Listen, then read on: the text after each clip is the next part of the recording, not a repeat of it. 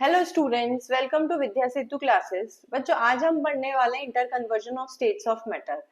Solid liquid gas की properties हमने पढ़ी थी, बट इसको इंटर कन्वर्ट कैसे करते हैं, क्या डिफरेंस होता है, किस प्रोसेस को क्या बोलते हैं, ये हम पढ़ने वाले हैं। And this is very important.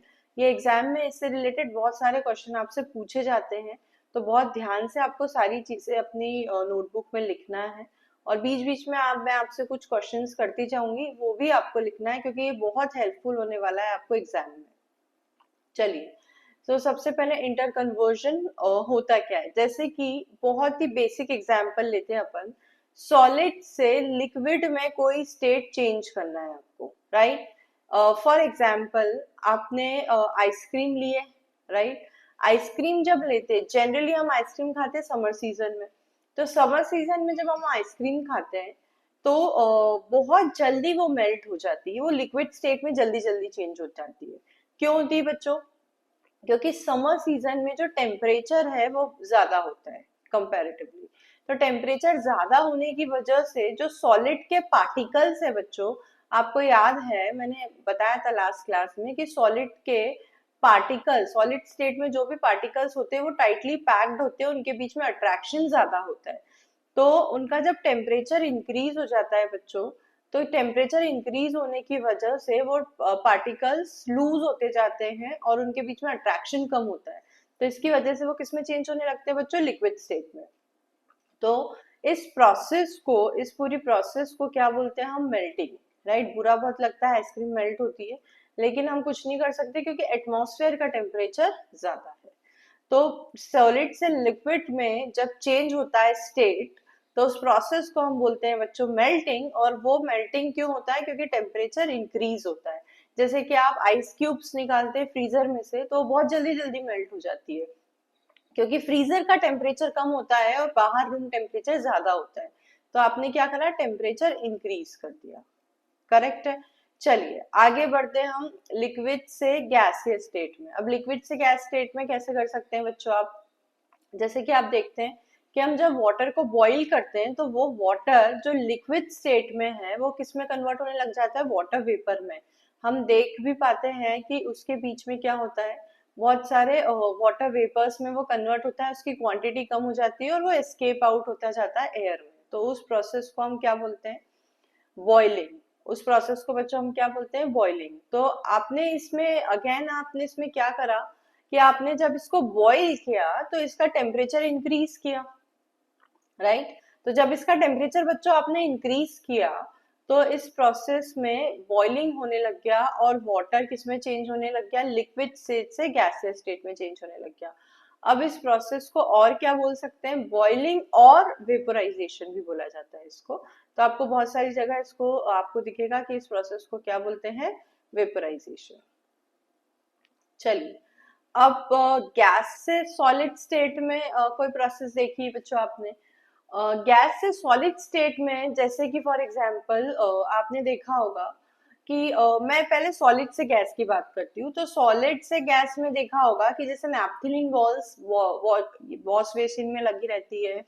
बहुत सारे मॉल्स में आप जाते हैं तो आप देखते हैं कि बहुत बड़ी बड़ी व्हाइट कलर की बॉल्स रखी रहती है बेसिन में, और उसमें से एक बहुत ही पर्टिकुलर स्मेल आती है, राइट। और वो क्यों रखी रहती है?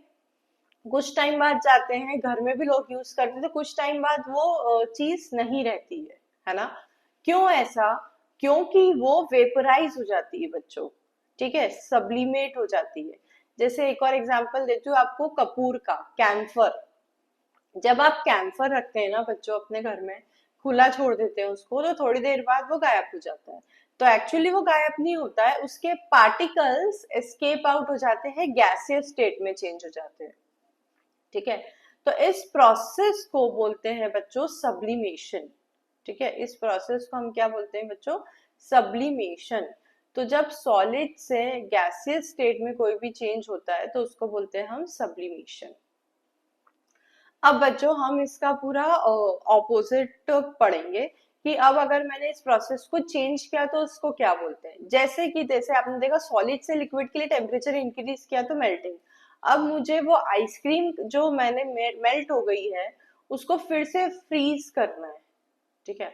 तो फ्रीज करना है, सॉलिड स्टेट में चेंज करना है, तो अब क्या करना पड़ेगा मुझे, तो अब मैं उसको वापस अगर फ्रीजर में रख दूंगी तो वापस फ्रीज हो जाएगी। मतलब बेसिकली मैंने क्या किया, फ्रीजर का टेम्परेचर कम होता है तो मैंने टेम्परेचर कम कर दिया, और इस प्रोसेस को बोलते हैं बच्चों हम फ्रीजिंग। इस प्रोसेस को क्या बोलते हैं हम, फ्रीजिंग। अब प्रेशर की अगर हम बात करें तो प्रेशर क्या होता है बच्चों, जैसे जो गैसेस प्रेशर डालती है, एटमॉस्फेरिक प्रेशर, जिस गैस में हम रह रहे हैं एयर में, तो एयर का जो एटमॉस्फेरिक प्रेशर है वो फिक्स्ड है ना, वो ज्यादा चेंज नहीं होता है। लेकिन जब आपने फ्रीजर में रख दिया बेसिकली, तो वहां पर गैसेस ज्यादा है, तो वहां पे प्रेशर इंक्रीज हो जाता है। ठीक है, तो हम इसके लिए यहाँ पर एक और बात बोल सकते हैं कि जब हम प्रेशर इंक्रीज करते हैं तो भी लिक्विड सॉलिड में चेंज होता है। ठीक है, अब हम बात करते हैं गैस से लिक्विड में। तो गैस से लिक्विड में कैसे चेंज होता है, जैसे कि इसका बहुत ही बढ़िया एक एग्जांपल देती हूँ मैं आपको। आपने जनरली जब रेनी सीजन में कहीं पे भी एक ठंडी पानी की बोतल ली, ठीक है, आप घूमने गए हो और आपको प्यास लग रही, तो आपने बिस्लरी की पानी की बोतल ली। अब भैया ने पूछा आपको चिल्ड वाटर चाहिए कि नॉर्मल वाटर, तो आपने बोला चिल्ड वाटर चाहिए। तो जब उसने फ्रिज में से निकाल के आपको बोतल दी, आपने बच्चों जनरली ऑब्जर्व किया होगा कि बाहर की तरफ थोड़ी देर बाद इसमें वाटर ड्रॉपलेट्स आ जाते हैं, राइट। इसमें वाटर ड्रॉपलेट्स आ जाते हैं, तो ये वाटर ड्रॉपलेट्स कहाँ से आते हैं, तो ये वाटर ड्रॉपलेट्स आपने सोचा है कभी, तो ये वाटर ड्रॉपलेट्स एयर से आते हैं। तो बेसिकली क्या होता है, जैसे कि मैंने आपको पहले भी बताया था कि एयर में होती है वाटर वेपर। ठीक है, मतलब एयर में वाटर प्रेजेंट होता है in the form of gaseous state, और जब वो एयर इस पानी, ठंडी पानी की बोतल से टकराती है, तो वो जो वाटर है जो गैसियस स्टेट में है बच्चों, वो किस में कन्वर्ट हो जाता है, लिक्विड स्टेट में। तो वो जब इससे टकराता है उसका एनर्जी कम हो जाती है और वो कंडेंसेट हो जाता है। क्या बोलेंगे हम इसको, वो कंडेंसेट हो जाता है। तो बेसिकली जब भी कोई गैस का हमने कंडेंसेशन करना है, जैसे कि आपने वाटर साइकिल में भी बचपन से पढ़ा होगा कि जब वाटर वेपर बनती है इवेपोरेशन से, तो क्लाउड्स बन जाते हैं ऊपर कंडेंसेट होके। तो कैसे क्लाउड्स बन जाते हैं, जब वो ऊपर जाते हैं तो क्या होता है, टेम्परेचर कम होने की वजह से वहां पे क्या हो जाता है बच्चों, कंडेंसेशन हो जाता है। तो बेसिकली टेम्परेचर कम करने पर जो प्रोसेस होती है उस प्रोसेस को हम क्या बोलते हैं, कंडेंसेशन। तो हम इसकी इंटर कन्वर्ट भी कर सकते हैं गैस से लिक्विड स्टेट में, टेम्परेचर कम करके उस प्रोसेस को हम बोलते हैं बच्चों कंडेंसेशन, राइट।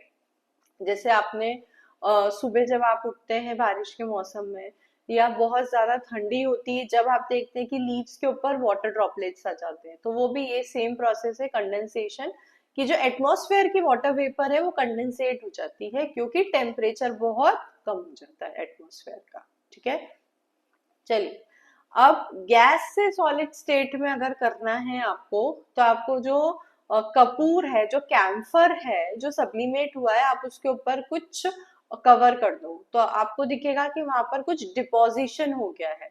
तो उस प्रोसेस को बच्चों हम क्या बोलते हैं, मैं इसको इधर लिख रही हूँ बच्चों, तो इस प्रोसेस को हम क्या बोलते हैं, डिपोजिशन और डीसब्लिमेशन भी इसको बोला जाता है।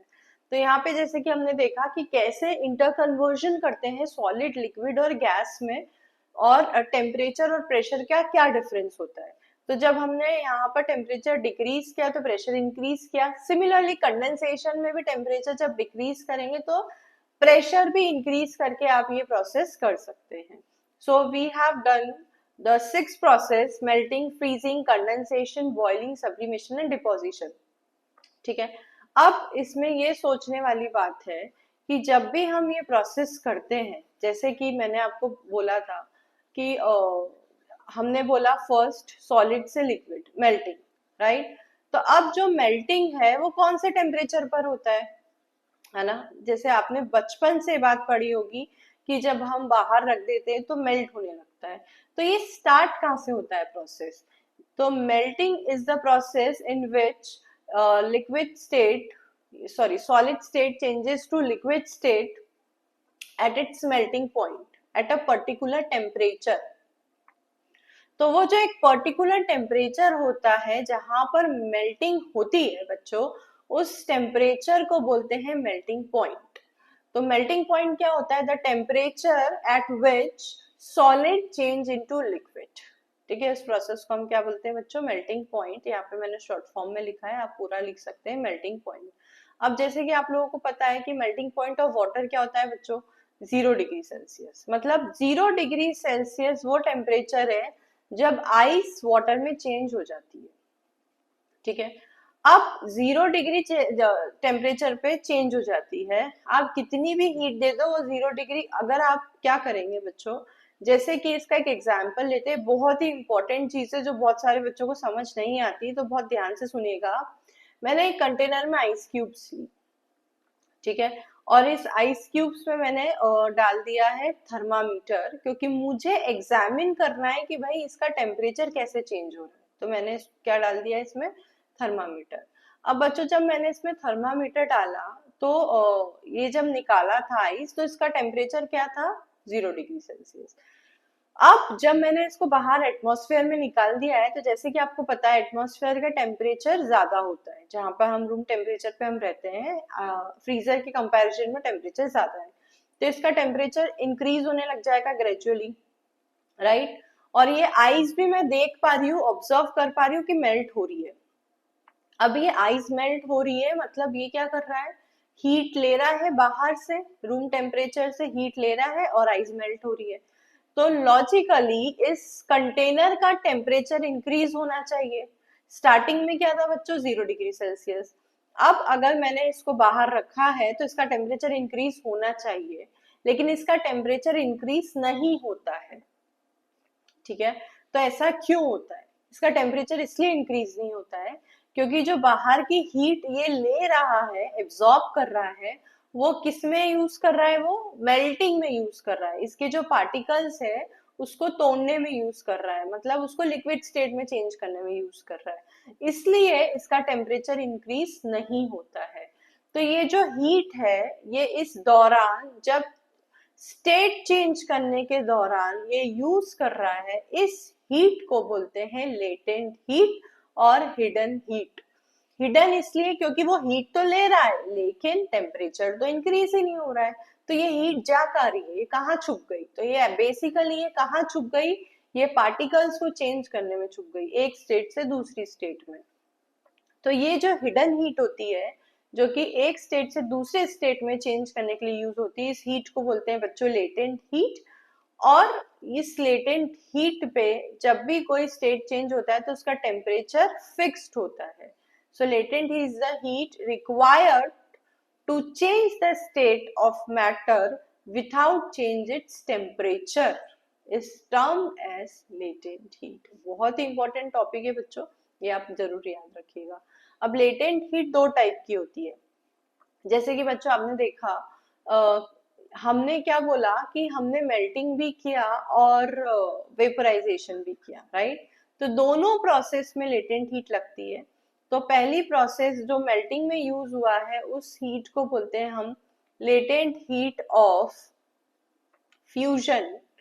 और जब हमने पानी बॉईल किया था, तो पानी बॉईल करते टाइम बच्चों जो प्रोसेस होती है, जैसे कि मैंने आपको बोला था, वेपोराइजेशन और बॉइलिंग बोलते हैं उस प्रोसेस को। तो आपको पता है कि जब तक 100 डिग्री सेल्सियस पे टेम्परेचर नहीं पहुंच जाता है, पानी बॉईल नहीं होता है। तो हम बोलते हैं, आप बचपन से बात पढ़ते आ रहे होंगे कि boiling point of water is 100 degree Celsius. ठीक है, तो जब इसको भी मैंने सेम ऐसे ही एक्सपेरिमेंट किया कि मैंने एक कंटेनर में पानी ले लिया और उस पानी में मेरे को टेम्परेचर एग्जामिन करना था, तो मैंने उस पानी में थर्मामीटर डाल दिया। तो पानी पहले तो कौन से टेम्परेचर पे होगा? रूम टेम्परेचर पे होगा। ठीक है, मतलब मैं क्या कर रही हूँ? उसको हीट कर रही हूँ। तो क्यों? क्योंकि मुझे बॉईल करना है। तो जब पानी लिया मैंने, जब रूम टेम्परेचर पे होगा, और जब मैंने इसको हीट किया तो इसकी टेम्परेचर बढ़ने लग गया। जब ये 100 डिग्री सेल्सियस पे पहुंचा, ये कौन बता रहा है? थर्मामीटर। तो जब ये 100 डिग्री सेल्सियस पे पहुंचा बच्चों, तो ये जो पानी है ये बॉईल होना स्टार्ट हो गया। मतलब मैं देख पा रही हूँ कि इसकी वाटर वेपर बन रही है और इसकी क्वांटिटी कम होती जा रही है। तो जैसे कि हम हीटिंग तो कंटिन्यूअसली कर रहे हैं, मैंने हीटिंग करना तो रोका नहीं। तो जब ये हीट होना स्टार्ट हो गया, वाटर वेपर बनने लग गई, तो ये जो टेम्परेचर है 100 डिग्री सेल्सियस, ये यहीं पे रुक गया टेम्परेचर। क्यों? क्योंकि जो हीट आप दे रहे हैं वो हीट काय में यूज हो रही है, एक स्टेट से दूसरे स्टेट में चेंज होने के लिए, वाटर से गैसियस स्टेट में चेंज होने के लिए। तो इस हीट को हम बोलते हैं बच्चों क्या, जैसे कि मैंने आपको अभी पहले बताया, लेटेंट हीट, जो कि एक पर्टिकुलर टेम्परेचर पर एक स्टेट से दूसरे स्टेट में चेंज करने के लिए यूज की जाती है। और क्योंकि ये प्रोसेस वेपोराइजेशन है, बॉइलिंग है, तो इस प्रोसेस को क्या बोलेंगे बच्चों? इस प्रोसेस को बोलेंगे लेटेंट हीट ऑफ वेपोराइजेशन। ठीक है, तो ये टॉपिक इंटर कन्वर्जन आपको बहुत अच्छे से यहाँ से समझ में आएगा। कोई भी डाउट हो आप जरूर लिखिएगा कमेंट में, और नेक्स्ट लेक्चर में आप मेरा आगे का टॉपिक देखिएगा बच्चों। चलिए बाय बाय, थैंक यू।